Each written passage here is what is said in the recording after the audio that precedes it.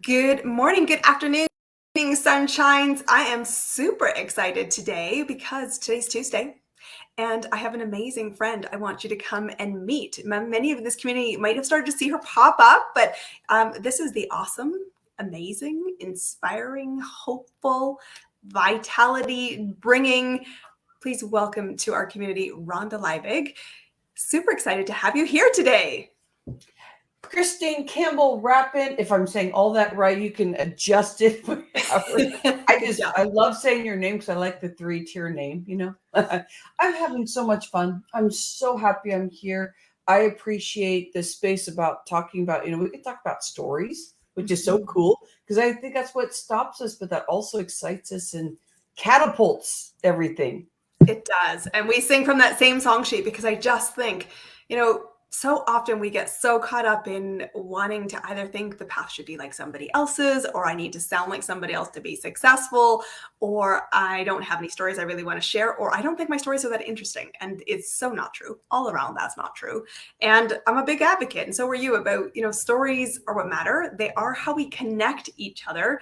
And the first bit of your story I want to ask you is, did you always think you would be an entrepreneur? Or tell me how the path opened for you, because so many people have one idea and life takes them in a different direction. So tell me, how did you wake up one day going, I'm going to be an entrepreneur? Well, that direct question, I don't think I've really been asked that very much. And so just going straight into that, I think I was so afraid to be around people. I had a lot of stuff I wanted to work through before I could even do any of this stuff. And I used to hide a lot. And no, I never did think I was going to be an entrepreneur. At 19, somebody approached me. I was in this all women's gym, and it was the owner of the gym. And so it got me kind of like all around this health and wellness. I've been doing it since I was 14, just kind of doing my thing, kind of hiding in the background. But as soon as the music would go on, like there'd be this other person that just I didn't even see anybody there. It just was like, yeah. And I was like wild and crazy. It was the only time in my life at that time that I could be wild and crazy, besides being on a dance floor in San Francisco. Everywhere else, I wouldn't talk or anything. So, no, I never thought I was going to be an entrepreneur. But that woman, Joyce, asked me, she didn't ask actually. She said, Rhonda, you are really good at what you're doing, and there's some energy there that I want you to be teaching. And I said, no. And she said, yes. And I said, no. And she said, I'll show you how to do it. Now it's just like, I'm forced to do it. But she understood that I was trying to say yes to myself. But I think that was the beginning of being like an individual and creating stuff for people that found it playful to, kind of dance and move and do aerobics and things like that. And so I got to be crazy because I didn't understand I really had a crazy fun vibe. I was even telling myself, are you fun? Are you boring? Can you talk? Do people want to talk? Like I had all these questions because I couldn't even see myself. And I find the vitality vibe is the most beautiful vibe. And that's what brought me into being an entrepreneur is there's some deep stories around that, but I love that direct question starting off. Did you think you were going to be an entrepreneur? No. It's such a funny question because I think I was brainstorming ideas and names of something last night for my business and another opportunity that's come my way. And the interesting thing about this, I think so many people, think that entrepreneurs are the crazy ones, right? And you're like, I'm not that level of crazy. And yet what I love about that story that you start with is there was somebody who saw something in you and they gave you the freedom to see yourself in a new way and didn't have to say, you got to have all the answers. But belief was in you, belief in what a door you could walk through. And I will give you good kudos, a good props for the courage of saying, I trust you enough to lead me because I can't ask for it yet. I don't know that I want that. And I think that's a really important thing. And that's why I love this series, because I want people to know it's okay if you thought, heck no, never. I am the crazy one who actually wanted to be an entrepreneur from a young age, but most of the people I encounter didn't ever see it on their horizon. And yet, Small word, big impact. And yet, this is where we are. I'm curious when you had the courage to start, and I love the fact that, at some point you and I will be in the same space and on a dance floor, any occasion, I am your girl. To start to follow the dominoes. And, it's not a smooth path. No one ever starts out thinking, I wanted that. Two, I know what it is. And two, I had this real plan. All my ducks were in a row. There are no ducks. They're not even hurting in any one direction. But tell us a little bit about how your story unfolded and some of the moments where you thought, go, no go? Can I? Should I? What if? Tell us a little bit about how that journey kind of unfolded for you in the early days. I noticed there was something going on with me that I couldn't see in anybody else. I thought that my whole body was messed up. So what got me into being an entrepreneur was really about vitality. And so my whole life, I was just always in that fear factor of, do I have enough energy to do this? Do I have enough energy to do that? And then there would be times where I would just be powerfully going for a month, and then I would just slam down. So what I could see is that I was afraid that I didn't have enough energy. And so I thought, if I don't have enough energy, I can't do anything because everything takes energy. And that was something I always questioned about myself. And I would look at my body and I would just look at it as if it was different than everybody else's, meaning like, oh, poor me, like that feeling that I could feel this muck on my skin. And I kept relating it with, like, there's something wrong with my body. I want to exit out of my body. This just doesn't feel good. And even if there's like a little mark on my skin, I was so breaking myself down that I thought that things were supposed to look perfect. And so if there's anything that came upon me that was not perfect, which I think is about 90% of our life, if we have this vision of what perfect is, because everybody has their own vision. And so I got introduced to me really learning about being my best VIP client, is what I love saying, is I started recognizing, this is before I started really making these decisions along the way about, should I be leaving my accounting world, like the safe space as a CPA, all that work that I did. Do I really want to leave being a CPA after spending all those hours studying? And it really came down to the story that I had within myself, that I was dumb, ugly, whatever I was coming through. Is the cycle. Like, we're known to have 90% of credit, just is cycling over and over. I was seriously living that, but I was living in the pain of that. And I thought nobody else was. And so I was in my whole story. And what I started doing is not just working out, because working out has always been my deal. So I'm just going to say around that, is when I was 14, I started working out and doing the whole thing. We talked about that a moment ago. But I started trying to quiet my brain and start listening to myself. And I could feel the pain and the anguish, and not just of the things that were coming up right then and there, but it truly was some of the stuff that happened when I was a kid. A lot of the painful stuff. I think a lot of us entrepreneurs come from backgrounds where we get to hold space really deep because there's some big things. I think 99% of entrepreneurs are like ready to tell their story. And that's how I felt. Like at first I was like, all of a sudden I can hear these terrible things I'm saying to myself. And I kept going in as my client. Like this thing about, because I was teaching aerobics at that time. So thinking about, what everybody's dealing with. And I started recognizing some signs that I was beating myself up. And it was a terrible feeling, like, you're no good. And I was wondering why I couldn't get to that next step. And as I started listening, all of a sudden I started recognizing how much I was not telling myself how much I loved myself. It was almost embarrassing to say. And when I started learning how to nurture myself in the way of just recognizing that my vocals, my words that I was saying actually, or that I wasn't saying, and it slowed my whole body down. I ended up on medicine for thyroid before I could really jump into what all this meant to me. I was just kind of still learning about myself, and I was diagnosed at 29. And what came of it is I ended up taking medicine for 20 years.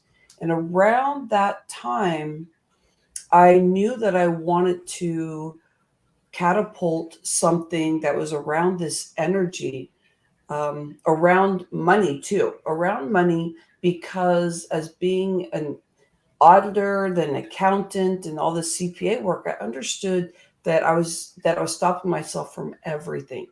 Hmm.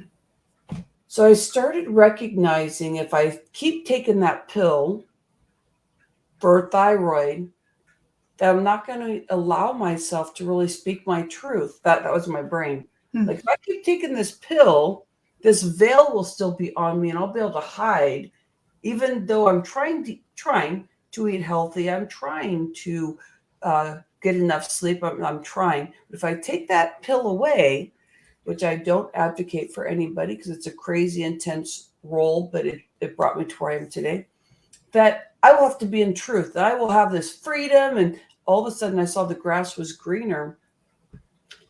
I recognized that all of this was also affecting my business. And that was when I really started getting stronger into being an entrepreneur, and not fooling myself that if I go out and I just keep posting and I go out and I just do videos that people will be listening to me, because I was still hiding. I was still hiding. I thought that pill was actually hiding me in the background because I wasn't stepping into everything. So I threw my packet of pills away, and I was very happy. And usually people would be afraid to leave medicine, but I was happy because I was like, this is the truth. And all of a sudden my heart started hurting, but not in the sense of recognizing that not the medicine and making my heart hurt, but that I was emotionally starting to feel my emotions. I was like, I used to be so exterior. I was like, oh, crud. Now cry when somebody tells me they love me, and now I'm telling people that I love them, and I'd be crying, or somebody would say something really nice to me, and I'd finally start feeling it.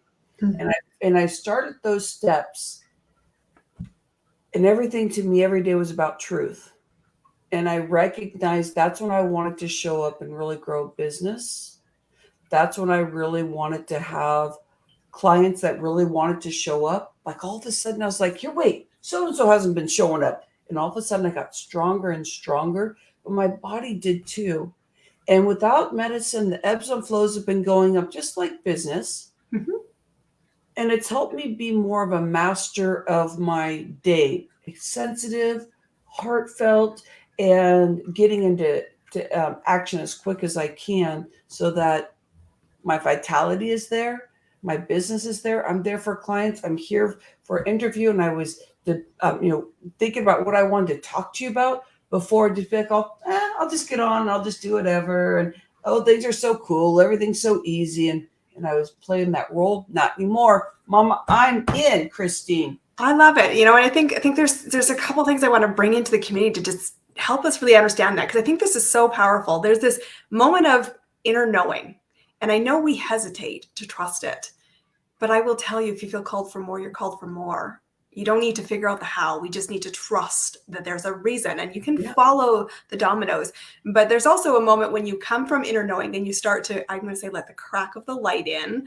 It's interesting what starts to shift. And I mean, the universe starts to shift, your power starts to shift. But the really important thing is you need to own your truth. And this is an interesting one, because we are storytellers, but we like the edited version. We like the highlight reel. And I think social media has been terrible for that. And that's one of the reasons I think it's so important to say this wasn't all rainbows and unicorns. And yes, the more you stand in your truth, the more excitement, possibility, creativity comes into play, which is where I love to play. I love watching Front Seat, being shotgun, to helping people get there and then own it. And the ultimate goal in my business was, I want you to feel seen, first by me as your coach, but also then to say you can whisper it safely here before you're prepared to roar it to the world. And everyone roars at a different level, different want to create ripples of change.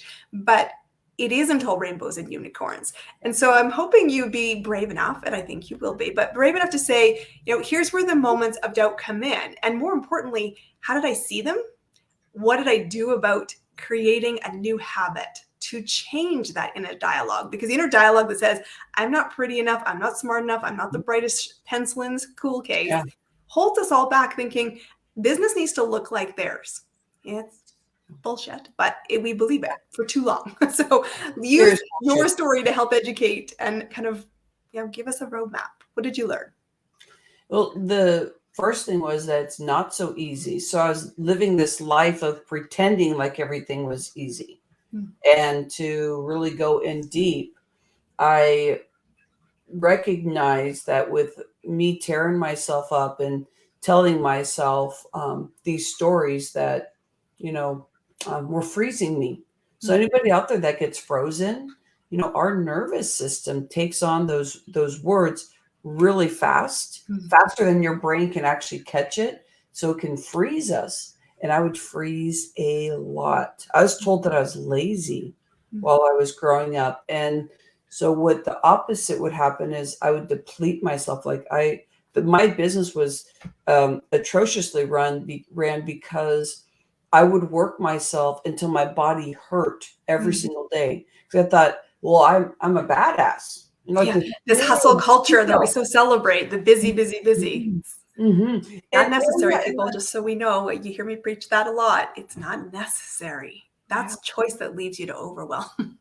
Yeah, and exhaustion. It really is. Because I now, we'll get into it what the now is, but I mean, I literally sometimes would stay up till 4 a.m. and then get up at 8 because I'm like, oh, my body can handle it. Oh yeah. And I know what was driven in our family was a lot about like the men and the ego. And I think it reflects society too, where we're getting more on the feminine side, but I wanted to hurt myself. I really did. And anytime these days, anytime that I'm doing something that's not serving me, I can hear myself say, you're hurting yourself. I don't want to hurt myself. So with that being said, I used to be exhausted every single day. But I would still go because I would have a to-do list. I'd just be writing my to-do list. And then it was the exterior. And I was like, well, why don't I have as many followers? And I was always about competing with others. And so I would think that if I do all this, that it will happen like a movie star. Because I have a show called The Fresh Inspiration Show, and it's all around like entertainment and playing around. It's really like about truly being a movie star in the way of being a speaker, and doing that. But I had to really break through this crappy stuff that was tearing me up, that I felt like I was going to have an ulcer. I had no energy, but I'd pretend like I did, and I'd work out intensely hard, even though I didn't have the energy. And that's really the whole spirit around running a business and recognizing that you're not serving anybody by doing that. So now it's more about having that breakthrough, learning what I'm saying to myself, hearing the cycles so that I can show up and I can take care of myself and feel perfectly beautiful with lots of energy, where in the past I tell myself I was ugly, that you were not worthy. So I wouldn't even be doing Facebook Lives. So anybody out there that's doing Facebook Live, coming at ourselves and thinking that we need to be looking a certain way. Like we have red lipstick. I love that. I know both of us are red lipstick girls today. Because it's like playful, but you can do it with no makeup. You can do whatever makes you happy is right. And Christine, you were talking about that we tend to, at the beginning, we tend to really compare ourselves, and people can be in business for years and still do this. But I know that, gosh, you and I talk so much alike, Christine. It's like if you can find the authentic you, all of a sudden you get excited about you. And it's not all about you, because if you get to know yourself, then you are there for everybody. Anytime when people are on the right frequency with you, people that are giving just like you with the heart sense. And so with that frequency of, you're not down here and people leeching on and trying to take advantage of you, because that starts, after, Christian, we work with people that are, getting their business up and going and doing all those things. once you start moving up, some people start trying to leech onto you and say, please come to my event because I need you here because, I need as many people in my event it's gonna show that tons of people are at my event, and I need at least 10 people that are my friends. And you're like, I'm busy. And they're like, but you need to do that for me. Or you have people, asking all these things of you, and you're like, please, I just need to have space so I can grow my business. And you get past that point where people are kind of leeching on your energy, and all of a sudden you start rising at a frequency where your heart is safe. You get to be 100% feeling love, and never that nobody's really going to come at you. So the safety of everything you do in business, you're doing as you. That's the highest safe space you can be at. I wrote a blog quite a while ago, and it was talking about, this X is what's holding you back in business, and it was the fear of feeling. Was the focus of the article, which very is in line with what you were talking about, because I was afraid to feel. That's what your comment was. And it's interesting because when you are climbing, I said, we do need to retrain our brain, and we don't need to do that by ourselves, but we can't see the forest for our trees. That's why community is so important. And you and I are both advocates of creating community and being around like-minded people, but people who will still challenge you to feel your feelings. And it's okay to be scared, and it's okay to be hopeful. Like, this is the one I was ranting on this morning on various platforms. It's, what are you more committed to, your comfort zone or your dreams? And I always thought, when I first started my business, and I knew I'd be an entrepreneur. I didn't know what it would look like. I never imagined I would, didn't set out to be a coach, but I felt called to it because people kept asking me to make the struggle less. I'm like, business is not complicated. We overcomplicate something that's very simple. And what's really important, though, is going, what are you more connected to, your hope or destruction? And whatever came before, we have resilience. To be successful in life, and I don't care whether you see that in a business sense, in a relationship sense, in I like myself sense, it comes down to, do you have leadership of yourself? Do you focus on what is possible? And when I first started my business, that's what really got me going. And that's the piece that I know is the energy that you talk about. It's, I would rather see possibility and hope, and to know that if it's possible for someone else out there, it is possible for you. It does not mean that it's not an effortless journey. At the same time, that's how ripples are created, positive change. So I want to shift here and talk about, what kind of positive ripples of change are you striving for? That you would see, I'm going to use the word legacy because it's big and audacious and I love it. But tell me about the ripples of change you want, because you've come through the wilderness. You have embraced bravely, I'm going to feel it, and I'm going to have to focus on my own vision. So what is the vision? What's the impact? What's the ripple that you're casting? Yeah. Oh, I love the ripple that you're casting. Reminds me of my dad. I call it hashtag speaker, meaning you as an individual locking arms. It's deep in my heart. And it's the feeling of, what are we out there doing? What are the aches and pains that we see? I am acknowledging that there's a lot of chaos going on out there, and a lot of that chaos is bringing destruction in. And that destruction also comes with a lot of shaming. No more. How can us entrepreneurs truly get together and be our individuals? So I'm a health coach. Let's bring on some more health coaches. I help speakers. Let's bring them all together. Anybody that's out there, that's an inspirer, that's a seeker of this mindset transformation, we are all in here looking at what's happening out there. And first, it truly comes down to, what's happening within your home to strengthen those relationships, and then really accelerating and being truth about being out there and what we're showing. And I mean that in a very deep sense, because relationships is vitality is number one. Finding your energy. What are the strategies? What's going to get you out there to really feel bold, like just your strength? And then the relationships. And when you say you care about somebody, that, like what you're talking about, Christine, like, you get comfortable, you get vulnerable every day, because that love that you have for humans, the human the fighting that's going on out there. What if we all get together, the ones that are saying what kind of the lingo of what I'm saying are saying in a different way, but it's all as one. Mm-hmm. Why don't we get together and change the world Yeah. and do our thing, and incredible stuff can come from more than one person. I can't do this alone. And if I keep in truth that there is no competition, because I want to bring that up.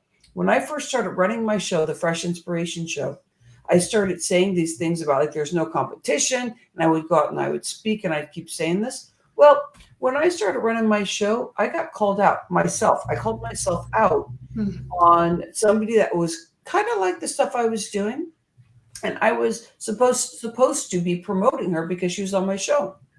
And I was like, okay, so what are these walls that's really standing there? So finding truth, when you're out there saying stuff, you're going to be challenged. And the reason why you're probably talking about it is probably just been one of your biggest challenges. So anytime that you come up with something like that, this is what my whole spiel is about. Hashtag speaker locking arms. Call yourself out. Know that things are going to be perfect. Know when you get in bigger vulnerability that there's going to be what you think are lies about you, because you're going to go, oh my God, I've been lying the whole time. I believe there's competition. And you're like, oh, what's happening here? Let's clear it. And then all of a sudden you get to that next level. So you always know there's a next level.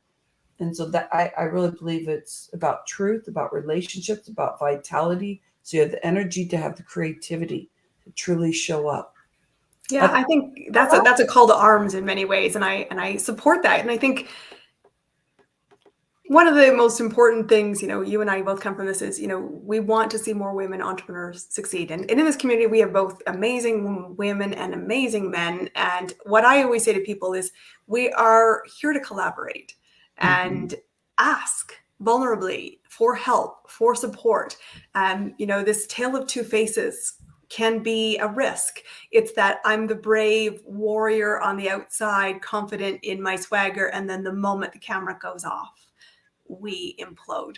And it's another blog. I'm not on my blog today, I guess. It's an important one because this is why I created this community.